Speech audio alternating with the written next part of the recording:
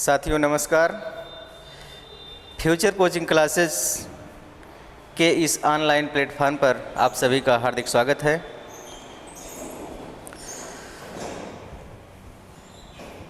आज के इस सेशन में हम बात करने वाले हैं हिंदी व्याकरण।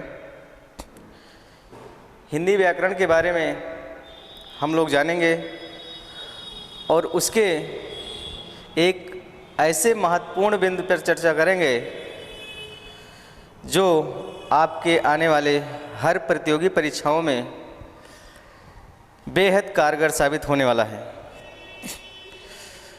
किसी भी प्रतियोगी परीक्षा से संबंधित कोई परीक्षा जैसे UP TET, C TET, super TET, UPSI, UPP, चकबंदी लेखपाल या अन्य किसी भी प्रतियोगी परीक्षा में जिसके पाठ्यक्रम में ये दिया गया हो हिंदी व्याकरण, ऐसे समस्त प्रतियोगी परीक्षाओं के लिए यह सेशन बेहद महत्वपूर्ण होने वाला है। तो आइए सेशन की शुरुआत करते हैं।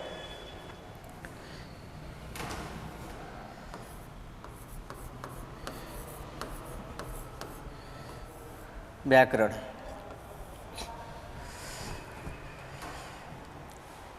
पहले तो हम जानेंगे कि व्याकरण क्या है, फिर इससे संबंधित जितनी बातें हैं उन सब के बारे में जानेंगे, फिर आज का जो टॉपिक है हम उसके बारे में चर्चा करेंगे। तो दोस्तों, व्याकरण क्या है? व्याकरण एक विधा है, या ऐसा हम कह सकते हैं कि व्याकरण एक रचना है। व्याकरण एक शास्त्र है, या व्याकरण को हम कह सकते हैं कि व्याकरण एक संस्करण है।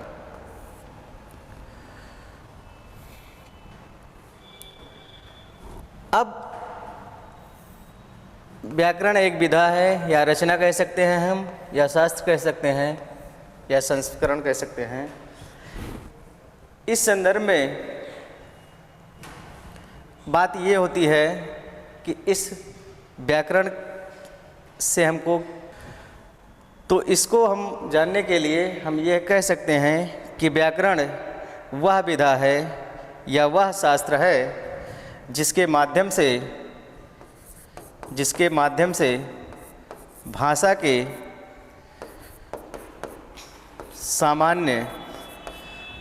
सामान्य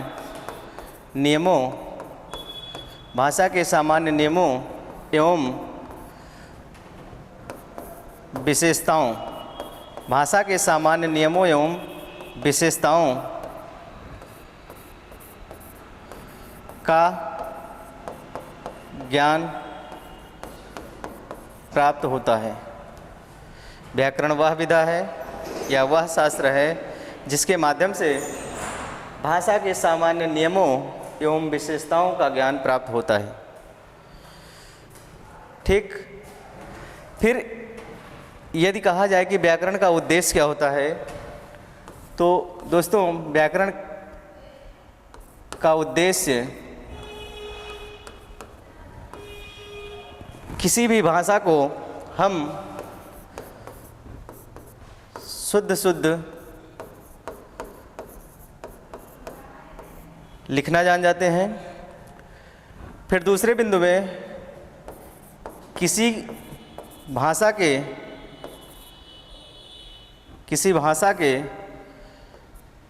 शुद्ध उच्चारण को जान जाते हैं, या शुद्ध हम उच्चारण करना जान जाते हैं। फिर तीसरे बिंदु में आता है कि व्याकरण के माध्यम से या व्याकरण के ज्ञान से शुद्ध उसका प्रयोग करना जान जाते हैं। व्याकरण का ये मुख्य उद्देश्य होता है कि व्याकरण के ज्ञान से हम शुद्ध लिखना जान जाते हैं, शुद्ध शुद्ध उसका उच्चारण करना जान जाते हैं और शुद्ध शुद्ध उसका प्रयोग कैसे किया जाएगा इसके बारे में हमको जानकारी हो जाती है। यहाँ तक बातें समझ में आई। फिर हम आगे बढ़ते हैं। इस व्याकरण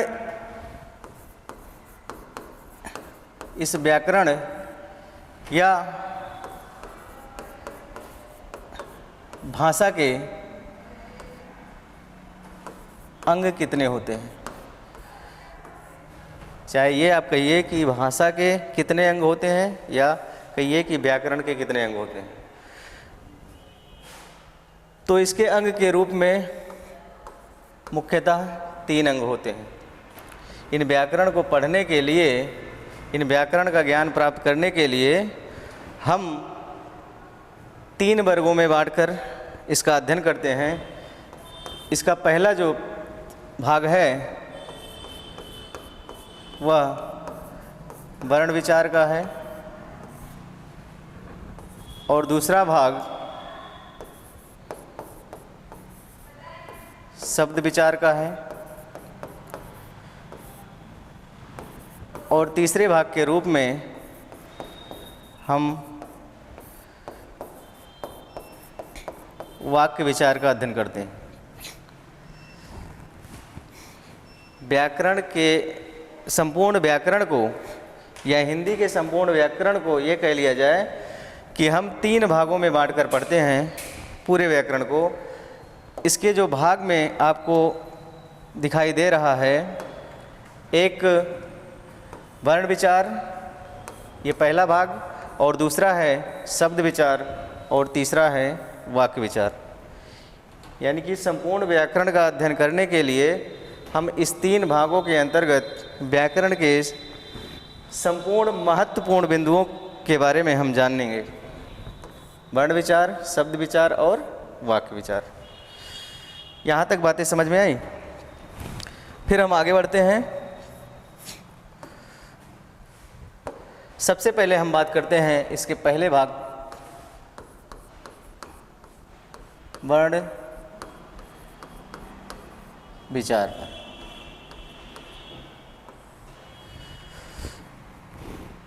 इससे यह स्पष्ट हो रहा है कि वर्ण विचार के अंतर्गत वर्ण से संबंधित जितनी बातें होंगी, जितने महत्वपूर्ण बिंदु होंगे वर्ण से संबंधित, वो हम वर्ण विचार में पढ़ेंगे।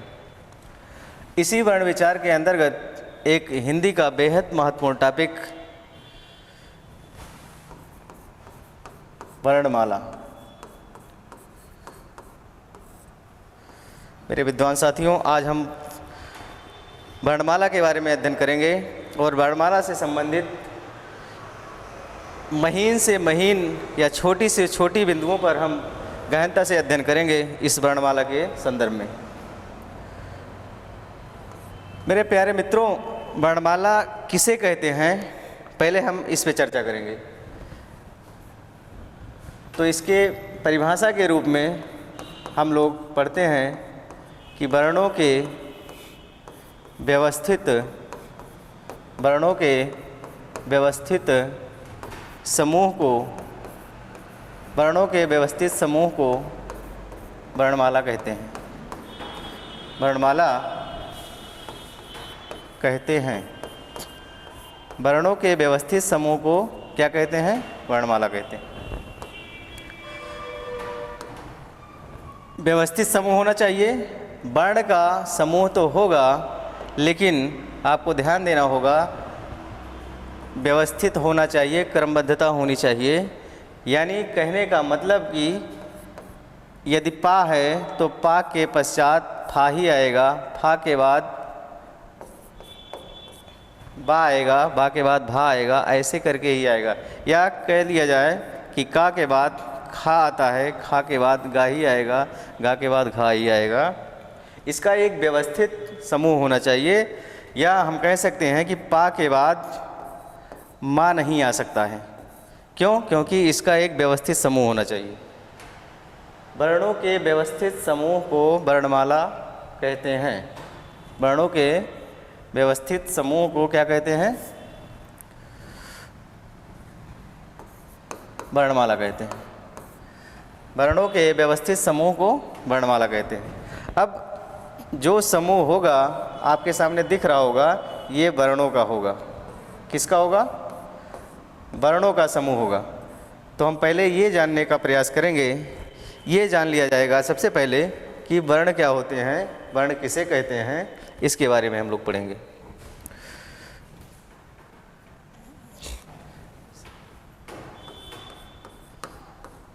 वर्ण या इसी वर्ण को अक्षर के नाम से भी जाना जाता है। वर्ण कहिए या अक्षर कहिए, ठीक। वर्ण क्या होते हैं, वर्ण किसे कहते हैं? वर्ण के संदर्भ में यदि बात किया जाए तो ये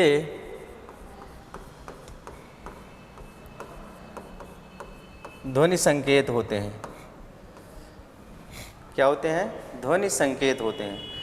अब दिमाग में आ रहा होगा कि ध्वनि क्या होती है, तो मेरे दोस्तों ध्वनि होती है शब्दों की आधारशिला। शब्दों की आधारशिला होती है, यानी कि शब्द का जो निर्माण होता है वो ध्वनि से ही शुरुआत होती है, इसलिए हम इसको कहते हैं ध्वनि की आधारशिला, ठीक। या वर्ण के संदर्भ में हम कह सकते हैं ध्वनियों का सांकेतिक रूप, ध्वनियों का सांकेतिक रूप, या कह सकते हैं लिखित चिन्ह ही वर्ण कहलाते हैं। चाहे आप कहिए कि ध्वनियों का संकेत होता है, या वर्ण ध्वनियों का सांकेतिक रूप होता है, या लिखित चिन्ह ही वर्ण कहलाते हैं, या ऐसे कहिए कि मूल ध्वनियों का जो लिखित रूप होता है उसी को हम वर्ण कहते हैं, ठीक। अब फिर उसके बाद ये जान लिया जाए, ये तो वर्ण के संबंध में बात हो गई, ठीक है। अक्षर क्या होता है? देखिए अक्षर जो बना है आ प्लस क्षर से मिलकर बना है। आ प्लस क्षर के योग से अक्षर बना है, और ये हम लोग जानते हैं कि किसी शब्द के पहले यदि आ उपसर्ग आए तो इस आ का अर्थ नहीं का होता है। यदि किसी शब्द के पहले आ उपसर्ग जुड़ जाता है तो ये किसका अर्थ देता है? नहीं का अर्थ देता है। और क्षर का मतलब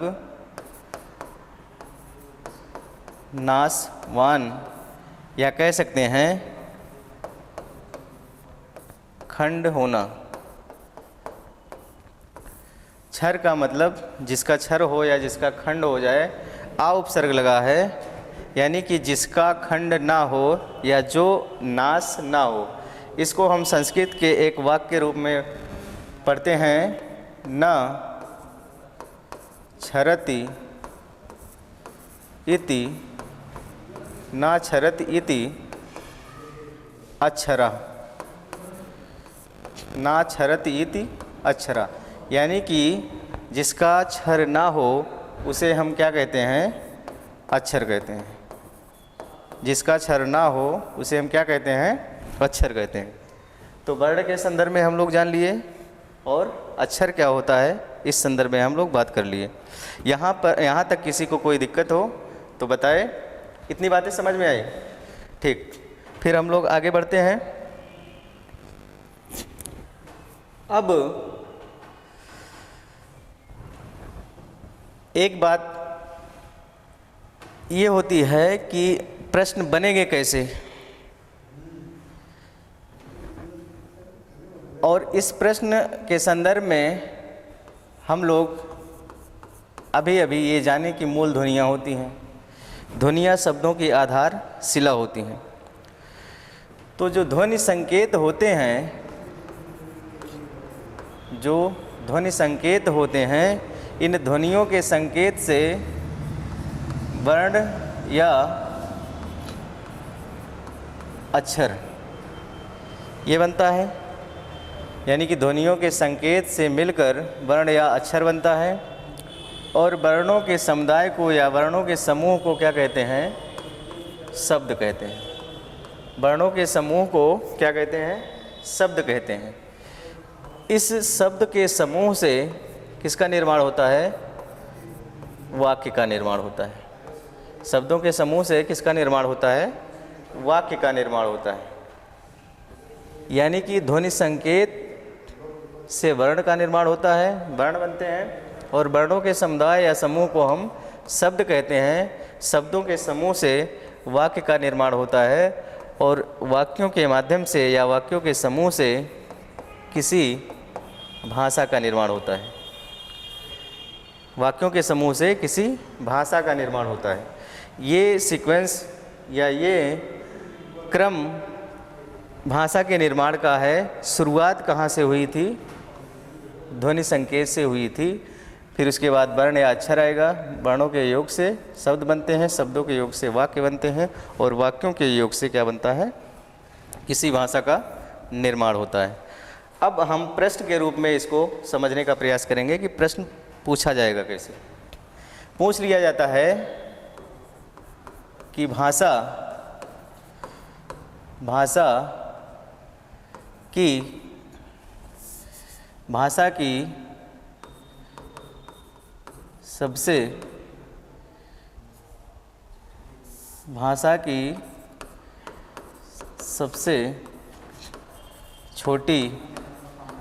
की सबसे छोटी मौखिक इकाई क्या होती है?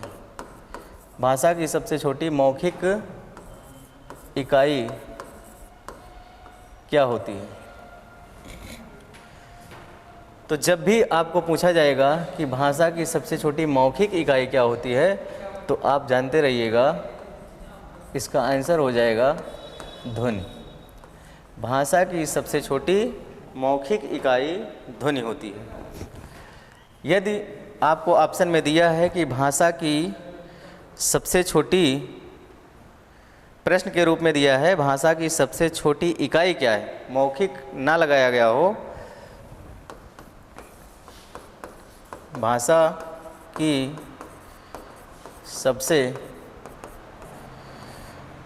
छोटी इकाई, भाषा की सबसे छोटी इकाई क्या होती है? सीधा सीधा प्रश्न आपको पूछ लिया जाता है कि भाषा की सबसे छोटी इकाई क्या है। तो ऑप्शन में आपको यदि ध्वनि दिया गया है तो ध्वनि होगा, नहीं तो वर्ण या अक्षर, वर्ण या अक्षर।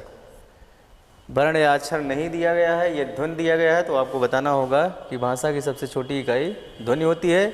यदि वर्ण या अक्षर दिया है तो इनमें से कोई एक होगा, यदि ऐसे ही प्रश्न पूछा जाएगा। फिर एक प्रश्न इस तरह से बनता है, भाषा की सबसे छोटी लिखित इकाई क्या होती है? भाषा की सबसे छोटी लिखित इकाई क्या होती है? तो आप देखिए, लिखित इकाई के रूप में पूछा जा रहा है और यहाँ मौखिक इकाई के रूप में पूछा जा रहा था। मौखिक इकाई जब भी पूछा जाएगा तो आपको ध्वनि बताना होगा। लिखित इकाई जब पूछा जाएगा तो वर्ण या अक्षर, इन दोनों में से कोई एक ऑप्शन में हो सकता है। ये तीन प्रकार के प्रश्न आपको जो दिख रहे हैं, इसको फिर से हम देख लेते हैं कि जब पूछा जाएगा कि भाषा की सबसे छोटी मौखिक इकाई क्या होती है, भाषा की सबसे छोटी मौखिक इकाई क्या होती है, तब आपको बताना होगा ध्वनि होती है। फिर एक प्रश्न इस तरह से बन सकता है कि भाषा की सबसे छोटी इकाई क्या होती है। ना लिखित दिया गया हो ना मौखिक दिया गया हो, तो आपको ऑप्शन में या तो वर्ण या अक्षर रहेगा, और ये दोनों यदि नहीं रहेंगे तो आपको ध्वनि दिया रहेगा। क्या दिया रहेगा? ध्वनि। यदि ध्वनि नहीं दिया गया है तो आपको ऑप्शन में वर्ण या अक्षर होगा। फिर इस प्रकार से प्रश्न यदि बनाया जा रहा है कि भाषा की सबसे छोटी लिखित इकाई क्या होती है, तो आपको ऑप्शन में दिया जाएगा वर्ण या अक्षर। इन दोनों में से कोई एक हो सकता है। लिखित इकाई पूछेगा तो वर्ण या अक्षर ही होगा, ध्वनि नहीं होगा। जब भी मौखिक पूछा जाएगा तभी आपका ध्वनि होगा। क्यों? क्योंकि इन ध्वनियों को केवल मौखिक रूप से बोला जा रहा है, लिखा नहीं जा रहा है। जब लिखा जाएगा, एक सांकेतिक रूप दे दिया जाएगा, तब आपका वर्ण या अक्षर होगा, जैसा कि हम लोग पीछे अभी जान चुके हैं इसके बारे में, वर्ण के बारे में। फिर एक प्रश्न बनता है, इस तरह से हो सकता है कि भाषा की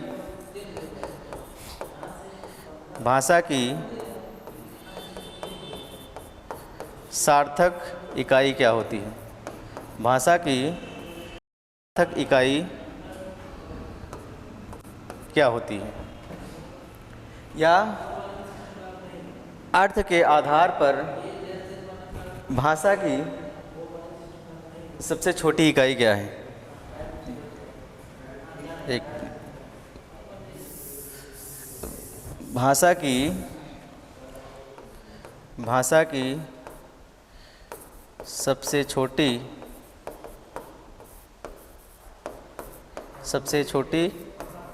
सार्थक इकाई।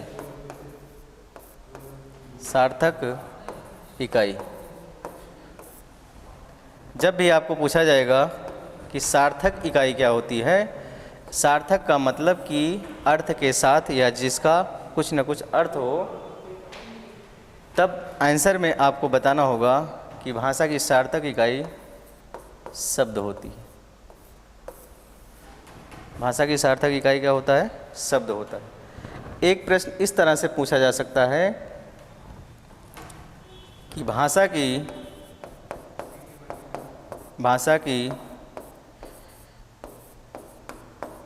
पूर्ण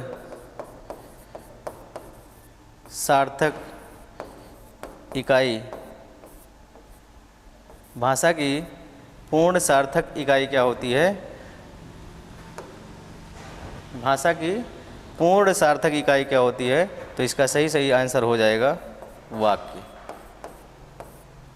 भाषा की पूर्ण सार्थक इकाई क्या होती है? वाक्य होती है। ये 5 टाइप के प्रश्न आपको पूछे जाते हैं और बेहद इम्पॉर्टेंट प्रश्न ये बनते हैं। यहाँ से कई बार आपके प्रतियोगी परीक्षाओं में पूछे गए हैं। यदि पूछा जाए कि भाषा की सबसे छोटी मौखिक इकाई, जब भी मौखिक पूछेगा तो आपको सीधा आंख बंद करके ध्वनि पर टिक लगा देना है या ध्वनि उत्तर को सही कर देना है।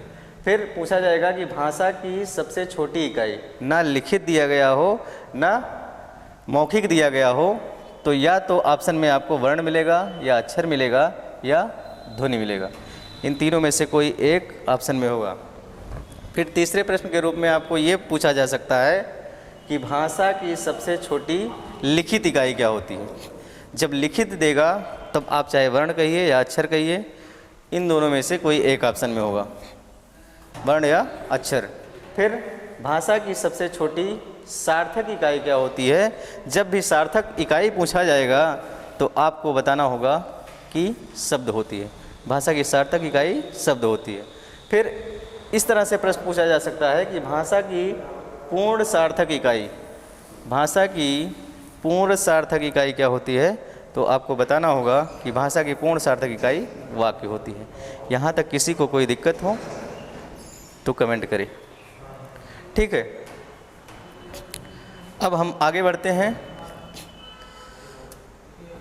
यदि पूछ लिया जाए, जैसे दे दिया गया प्रश्न के रूप में, प्रश्न में दे दिया गया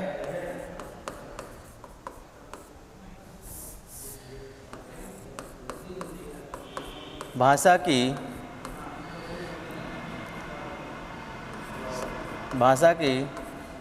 सबसे छोटी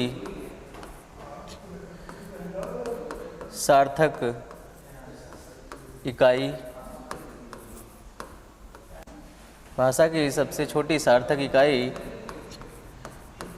निम्न में से है, निम्न में से है। ऑप्शन में दे दिया गया पहला ऑप्शन ध्वनि, बी ऑप्शन दे दिया गया वाक्य, सी ऑप्शन में दे दिया गया, सी ऑप्शन में दे दिया गया शब्द और डी ऑप्शन में दे दिया गया अक्षर। बताना ये है कि भाषा की सबसे छोटी सार्थक इकाई, अभी अभी हमने बताया कि भाषा की सार्थक इकाई जब भी पूछा जाएगा तो शब्द को आपको बताना होगा। इसका सही आंसर होगा शब्द। ठीक, अब आगे बढ़ते हैं। यहाँ तक की बातें हो गई। अब हम लोग बात करते हैं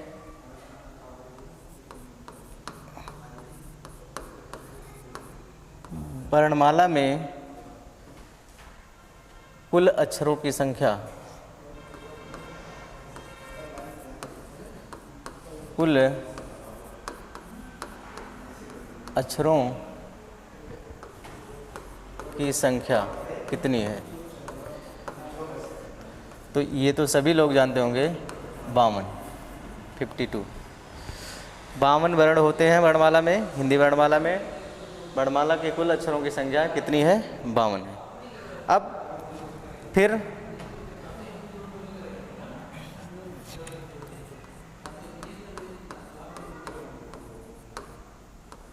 वर्णमाला के भाग के बारे में हम लोग जानेंगे। वर्णमाला के भाग, वर्णमाला को 2 भागों में बांटा गया है। कितने भागों में बांटा गया है, 2 भागों में बांटा गया है।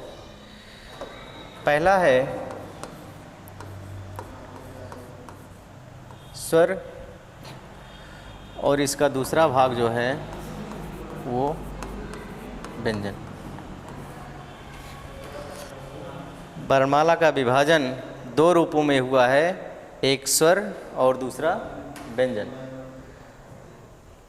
हम लोग इस स्वर और व्यंजन के अंतर्गत स्वर के भेद पढ़ेंगे। स्वर के भेद पढ़ेंगे। स्वर किसे कहते हैं,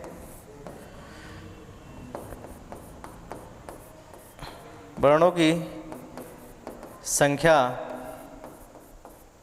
कितनी होती है, यानी कि जो भी भेद होंगे उन प्रकार या भेद के कौन कौन से वर्ण होंगे, कितने वर्ण होंगे, इन सब संख्या के बारे में पढ़ेंगे। और फिर व्यंजन को कितने भागों में बांटा गया है, व्यंजन से संबंधित उनके वर्णों को पढ़ेंगे और उनको किस किस नाम से जाना जाता है, ये सब चर्चा हम आगे करेंगे। ठीक, तो आइए बात करते हैं हम स्वर के बारे में।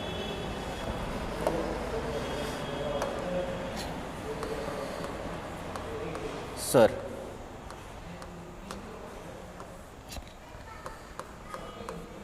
स्वर, स्वर किसे कहते हैं, बात आती है स्वर किसे कहते हैं।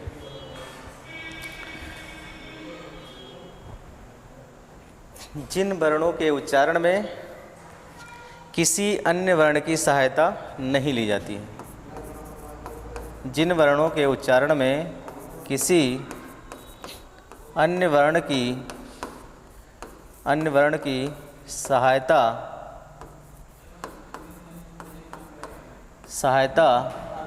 नहीं ली जाती है। जिन वर्णों के उच्चारण में किसी अन्य वर्ण की सहायता नहीं ली जाती है उन्हें स्वर कहते हैं। उन्हें क्या कहते हैं, स्वर कहते हैं, स्वर कहते हैं। जिन वर्णों के उच्चारण में किसी अन्य वर्ण की सहायता नहीं ली जाती है उन्हें हम क्या कहते हैं, स्वर कहते हैं। इसकी एक विशेषता और है, कह सकते हैं हम कि स्वर स्वतंत्र होते हैं। स्वर स्वतंत्र होते हैं। क्यों? क्योंकि किसी अन्य वर्ण की सहायता से इनको नहीं बोला जाता है। स्वर स्वतंत्र होते हैं। ऐसे वर्ण जिनके उच्चारण में किसी अन्य वर्ण की सहायता नहीं ली जाती है उन्हें हम स्वर कहते हैं। यदि इनके संख्या की बात करें कि स्वरों की संख्या कितनी है, तो आप जानते रहिएगा कि स्वरों की संख्या हिंदी वर्णमाला में 11 है। कुल स्वरों की संख्या कितनी है? 11। कुल स्वर 11 हैं। कौन कौन? आ, दीर्घ, ई, उ, री, ए, ऐ, ओ, औ। 1 2 3 4 5 6 7 8 9 10 11 स्वरों की संख्या कितनी है? 11 है। इसी में 2 वर्ण और हैं, अंक, आ। इन दोनों वर्णों को स्वर की श्रेणी में नहीं गिना जाता है, स्वर के साथ नहीं गिना जाता है। इन दोनों वर्णों को स्वरों में नहीं गिना जाता है, इसलिए ये जो मूल स्वर हैं या कुल स्वर हैं ये 11 हैं। इन दोनों वर्णों को हम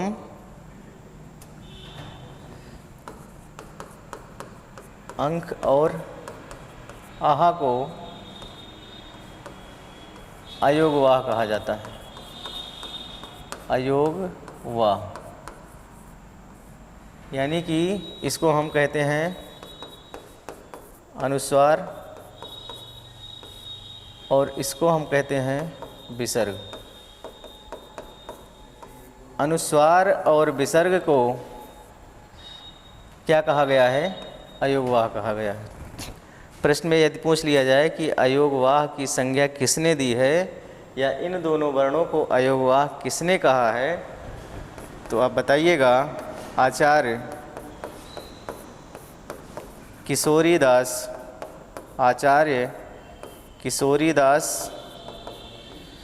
वाजपेयी।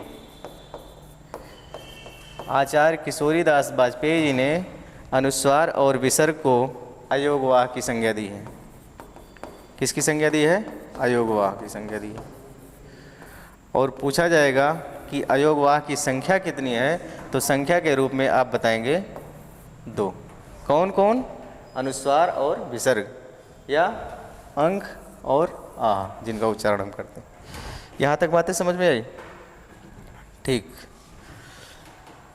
ये संख्या हो गई। अब हम पढ़ते हैं स्वर के भेद। स्वर के भेद।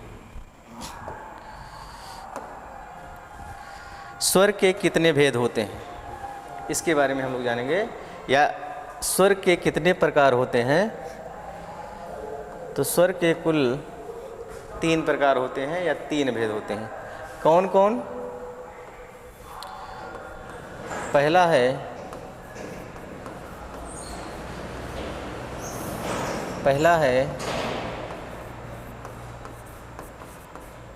हरेस्वर। पहला है हरेस्वर। दूसरा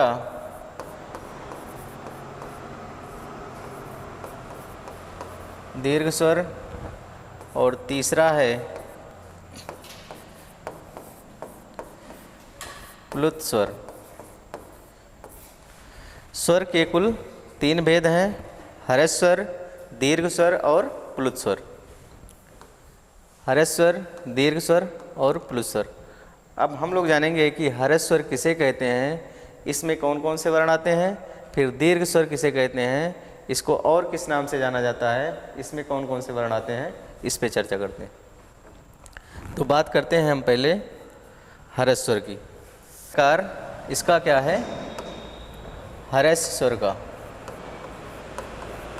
हरस स्वर। अब हम लोग जानेंगे कि हरस स्वर किसे कहते हैं। जिन वर्णों के उच्चारण में एक मात्रा का समय लगता है या जिन वर्णों के उच्चारण करते समय हम एक मात्रा का समय लगाते हैं या एक मात्रा का समय लगता है या कम समय लगता है, उसे हम हरस स्वर कहते हैं। फिर से सुनिएगा, जिन वर्णों के उच्चारण में एक मात्रा का समय लगता है उसे हम क्या कहते हैं? हरस स्वर कहते हैं। एक मात्रा का समय, यानी कि हरस स्वर वर्णों के उच्चारण में कम से कम एक मात्रा का समय लगेगा या कम समय लगेगा, उसे हम हरस स्वर कहेंगे। हरस स्वर को ही एक मात्रा का समय लगने के कारण इसे एक मात्रिक स्वर भी कहा जाता है। क्या कहा जाता है? एक मात्रिक स्वर। हरस स्वर को ही हम एक मात्रिक स्वर कहते हैं, पहली बात। और यदि पूछ लिया जाए कि मूल स्वर किसे कहते हैं, तो हरस स्वर को ही मूल स्वर कहते हैं। या तो आपको पूछा जाएगा कि हरस स्वर किसे कहते हैं, या कह दिया जाए कि एक मात्रिक स्वर किसे कहते हैं, या इन्हीं एक मात्रिक स्वर को हम मूल स्वर के नाम से जानते हैं।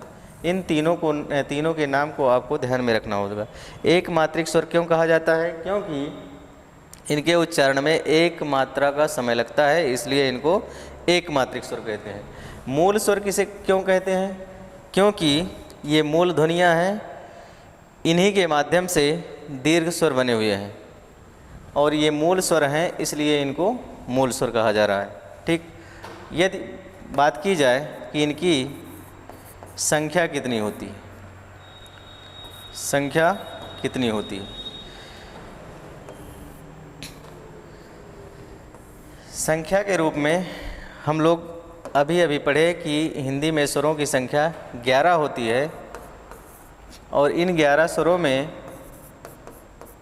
अ, आ, ई, उ, री, ए, ऐ, ओ, औ। 1 2 3 4 5 6 7 8 9 10 11। ये जो 11 वर्ण दिख रहे हैं आपको, ये कुल स्वरों की संख्या है। हिंदी वर्ण वाला संख्या पूछा जाएगा संस्कृत में तो 13, हिंदी में स्वरों की संख्या 11। अंक और आहा को स्वरों में नहीं शामिल किया जाता क्योंकि आचार्य किशोरीदास वाजपेयी ने इनको अयोगवाह की संज्ञा दी है। अयोगवाह क्यों कहा गया है और इसका प्रयोग कैसे होता है हम आगे की कक्षा में चर्चा करेंगे, लेकिन यहाँ आप जानते रहिएगा कि इन 11 वर्णों को हम स्वर कहते हैं। अब इसमें आपको बताना है कि कितने ऐसे स्वर हैं जो हरस स्वर कहे जाते हैं। तो हरस स्वर की श्रेणी में आ को लिया जाता है, जिसको हरस आ कहते हैं। ई को लिया जाता है, जिसको हरस ई कहते हैं। हरस उ कहा जाता है इसे, और री। ये जो 4 वर्ण हैं, यही 4 वर्ण आपको हरस स्वर में मिलेंगे, या इन्हीं को एक मात्रिक स्वर कहा जाता है या मूल स्वर कहा जाता है। तो संख्या के रूप में निकल के कितनी संख्या आती है, तो हम जानते हैं कि 4। एक मात्रिक स्वरों की संख्या 4 या हरस स्वरों की संख्या कितनी है? 4। कौन कौन? हरस्वा, हरसी, हरसु और री। यही चीज़ आप संस्कृत में पढ़ेंगे तो वहाँ हरस स्वरों की संख्या 5 है, लेकिन हिंदी हम लोग पढ़ रहे हैं तो हिंदी में जानेंगे एक मात्रिक स्वर या हरस स्वरों की संख्या कितनी है? 4 है। ठीक, अब हम लोग बात करते हैं दीर्घ स्वर की। स्वर का जो अगला भेद है दीर्घ स्वर। दीर्घ स्वर, सबसे पहले तो हम लोग इसकी परिभाषा जानेंगे कि दीर्घ स्वर किसे कहते हैं। इसके पहले हम लोग जान लिए कि ह्रस्व स्वर किसे कहते हैं, और इसका जो दूसरा भेद है दीर्घ स्वर का, दीर्घ स्वर किसे कहते हैं और इनकी संख्या क्या होती है, कौन कौन से ऐसे वर्ण हैं जो दीर्घ स्वर में आते हैं। तो परिभाषा सुनिएगा, जिन वर्णों के उच्चारण में ह्रस्व स्वर की अपेक्षा अधिक समय लगे, ध्यान से सुनिएगा, गौर से सुनिएगा, जिन वर्णों के उच्चारण में ह्रस्व स्वर की अपेक्षा अधिक समय लगे उसे दीर्घ स्वर कहते हैं।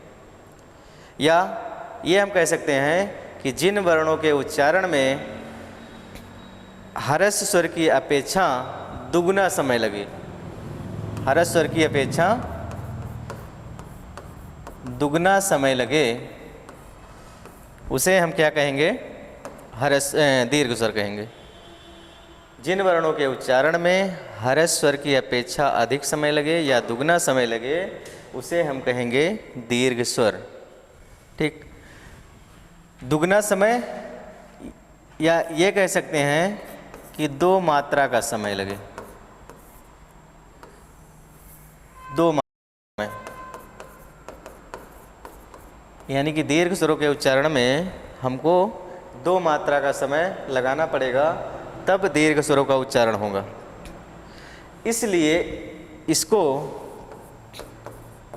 द्विमात्रिक स्वर भी कहते हैं। इसलिए इसको क्या कहा जाता है, द्विमात्रिक स्वर। द्विमात्रिक स्वर चाहे कहिए चाहे दीर्घ स्वर कहिए, इन दोनों नाम से हम दीर्घ स्वर को जानेंगे। एक मात्रिक स्वर ह्रस्व स्वर को कहा जाता है, द्विमात्रिक स्वर दीर्घ स्वर को कहा जाता है। बात आती है कि दीर्घ स्वरों की संख्या कितनी है, दीर्घ स्वरों की संख्या कितनी है और कौन कौन से वर्ण ऐसे हैं जो दीर्घ स्वर में हैं।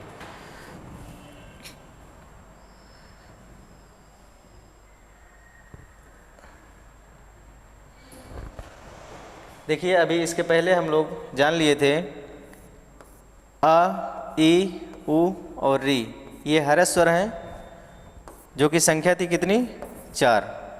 अब बाकी बच कितना रहा है, कितने वर्ण ऐसे हैं जो बचे हुए हैं, आ, ई, उ, ए, ओ, औ। 1 2 3 4 5 6 7।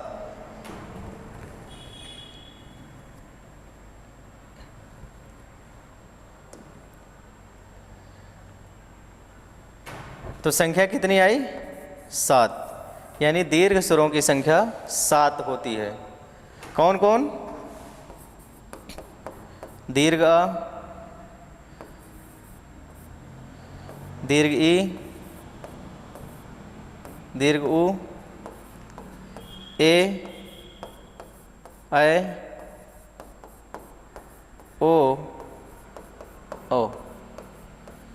इन 7 वर्णों को हम दीर्घ स्वर या द्विमात्रिक स्वर के नाम से जानते हैं।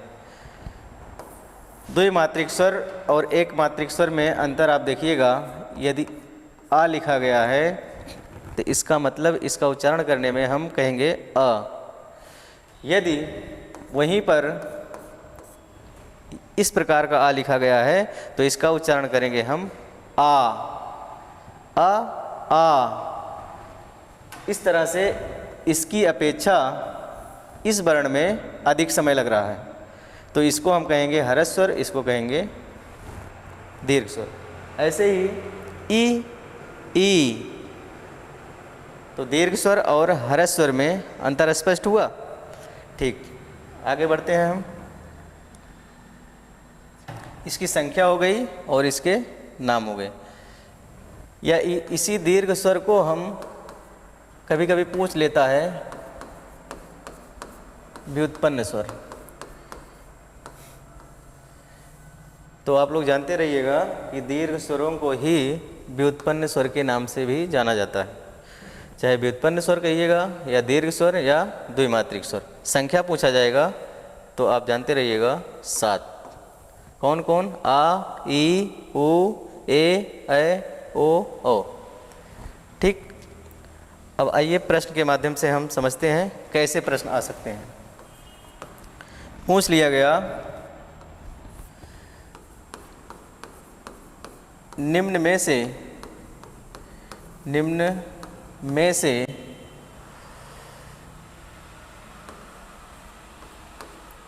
ह्रस्व स्वर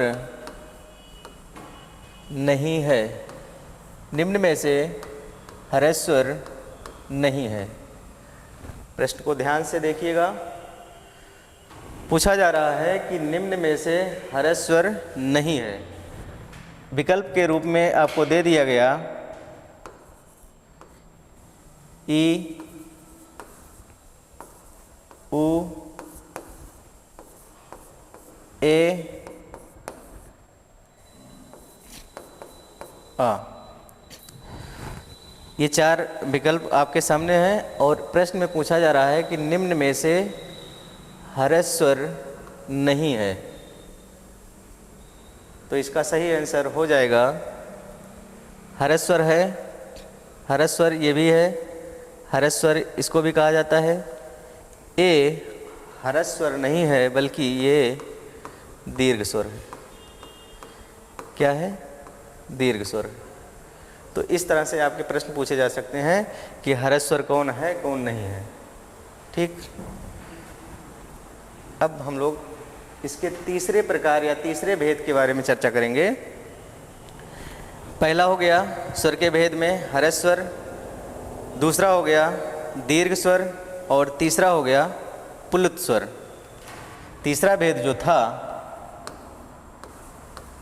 स्वर का, तीसरा भेद पुल्लित स्वर।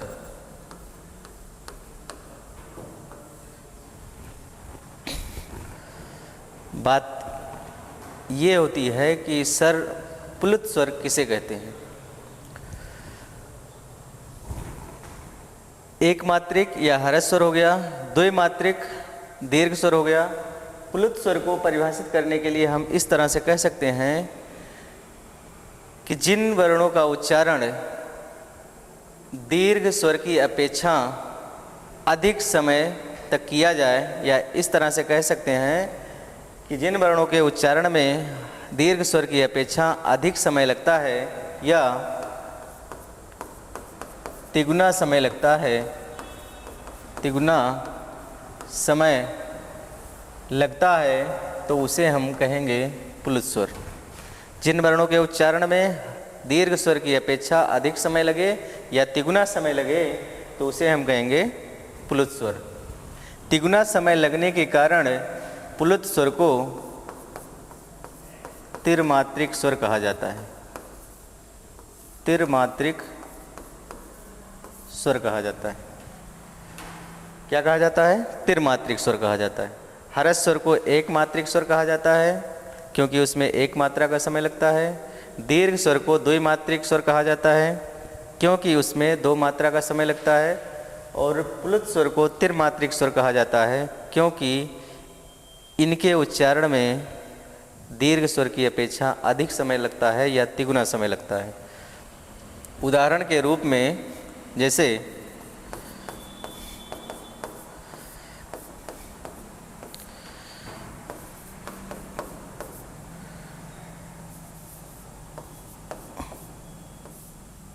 ओम, ओम लिखा गया है आपके सामने और ये जो दिखाई दे रहा है आपको, ये हिंदी की गिनती का 3 है, 3 अंक है। क्या है? 3। ओ का उच्चारण कम से कम 3 मात्रा तक होना चाहिए, फिर उसके बाद माँ का उच्चारण होना चाहिए। हम ओम ऐसे ही तो बोलते हैं ओम, तो इसका मतलब कि ओ का उच्चारण लगभग 3 मात्रा तक हो रहा है या 3 मात्रा से अधिक हो रहा है, फिर उसके बाद हम माँ का उच्चारण कर रहे हैं, इसलिए इसको त्रिमात्रिक स्वर कहा जाता है। इस प्लुत स्वर के उदाहरण के रूप में ओम को कई बार पूछा गया है, आप लोग ध्यान दीजिएगा। और हमेशा ये जानते रहिएगा कि ये हिंदी का 3 है, ना कि ओइम लिखा गया है, छोटी ई नहीं लिखा गया है, बल्कि ओ का उच्चारण 3 मात्रा तक हुआ है, फिर उसके बाद माँ का उच्चारण हुआ है। ऐसे ही इसके उदाहरण में हे राम या मैया, माँ कहने के बाद हम कुछ देर तक बोलते हैं, या इसका प्रयोग हम किसी व्यक्ति को या किसी को दूर से बुलाने के लिए करते हैं, दूर से बुलाने के लिए करते हैं। दूर से बुलाने के लिए हम प्लुत स्वर का उदाहरण लेते हैं या प्लुत स्वर का प्रयोग करते हैं। या अन्य उदाहरणों में आपको यह दे दिया गया, जैसे मान लीजिए का लिख दिया गया और उसके सामने ऐसे 3 लिख दिया गया, तो इसका मतलब कि ये प्लुत स्वर का उदाहरण है। पा लिख दिया गया, उसके सामने 3 लिख दिया गया, तो ये प्लुत स्वर का उदाहरण है। माँ यानी किसी भी वर्ण के साथ में यदि 3 का अंक लिखा गया है तो साथियों वह प्लुत स्वर का उदाहरण होगा, या उसको हम जान जाएंगे कि ये त्रिमात्रिक स्वर का उदाहरण है। प्लुत स्वर को ही त्रिमात्रिक स्वर के नाम से जाना जाता है। हम लोग स्वर के भेद में यहाँ तक जान लिए कि स्वर क्या होता है, स्वर के भेद में हर्ष स्वर क्या होता है, दीर्घ स्वर क्या होता है और प्लुत स्वर क्या होता है, इनको किस किस नाम से जानते हैं, इनके उदाहरण के रूप में जान लिए, इनकी संख्या जान लिए। अब हम बात करते हैं एक संस्कृत के श्लोक के माध्यम से। एक मात्रो भवेत ह्रस्वो द्विमात्रो दीर्घ उच्यते त्रिमात्रो प्लुतो गेयो व्यंजनम चार्धमात्रिकम।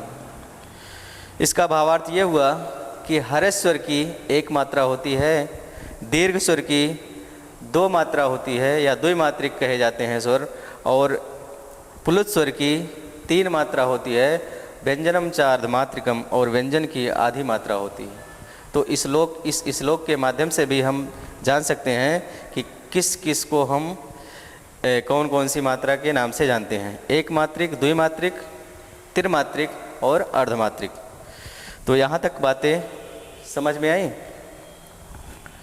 ठीक, आज के लिए बस इतना ही, शेष बातें अगली कक्षा में होंगी। और यदि यह वीडियो आपको पसंद आया हो तो चैनल को सब्सक्राइब करिएगा, लाइक करिएगा और बेल आइकन को ज़रूर दबाइएगा, जिससे आपको आने वाली नेक्स्ट वीडियो समय समय पर मिलती रहे। मिलते हैं अगले वीडियो में, अगले सेशन में। तब तक के लिए जय हिंद,